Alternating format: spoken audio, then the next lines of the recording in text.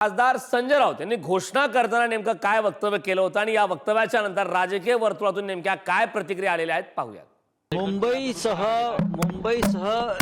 नागपूरपर्यंत मी सांगेन आम्ही स्वबळावर लढू, काय होईल ते होईल, एकदा आम्हाला आजमावायचंच आहे। नागपूरला सुद्धा मी स्वबळावर लढणार आहोत। माननीय उद्धवजीने आम्हाला तसे संकेत दिले। आत्ताच मी आमचे या शहराचे शिवसेनेचे प्रमुख प्रमोद मानमोडे यांच्याशी चर्चा केली। मुंबई असेल, ठाणे असेल, पुणे असेल, नागपूर असेल, कार्यकर्त्यांना संधी कधी मिळणार? आघाडीमध्ये मग लोकसभा विधानसभेमध्ये कार्यकर्त्यांना लढण्याची संधी मिळत नाही आणि त्याचा फटका पक्षाच्या वाढीला बसतो। महानगरपालिका, जिल्हा परिषद आणि नगरपंचायतीमध्ये स्वबळावर लढून आपापले पक्ष मजबूत करावे।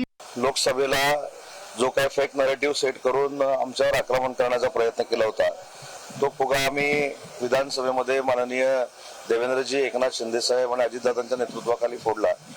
आणि आता खरी कसोटी आहे की आता उभाटा सेपरेट लढत असताना जे मुस्लिम बांधव आणि भगिनी आहेत हे आता त्यांना मतदान करतात का, हा एक फार मोठं प्रश्नचिन्ह आहे। कारण काँग्रेसला असं वाटतंय की ती वोट बँक आमची आहे आणि उभाटाला असं वाटतंय ती वोट बँक आमची आहे। आता खऱ्या अर्थानं या सगळ्याच महाविकास आघाडीच्या पक्षांची कसोटी आहे। बघा, मान्य संजय राऊत साहेब हे शिवसेना उद्धव साहेबांच्या पक्षाचे प्रमुख नेते आहेत। त्यांना त्यांची भूमिका मांडण्याचा किंवा त्यांचं मत मांडण्याचा निश्चित अधिकार आहे। पण हे होत असताना मागच्या 6-8 महिन्यामध्ये आम्ही लोकसभा असेल किंवा विधानसभा एकत्रितरित्या सामोरे गेलो होतो। याच्यामध्ये कुठेतरी या राज्यात, या देशामध्ये जी काय हुकुमशाही प्रवृत्ती येते, जे काय जातीवादी नका राजकारण केलं जातं, त्याला या ठिकाणी नका तोंड देण्याचं किंवा हे नेस्तनाबूत करण्याचा आमचा प्रयत्न होता।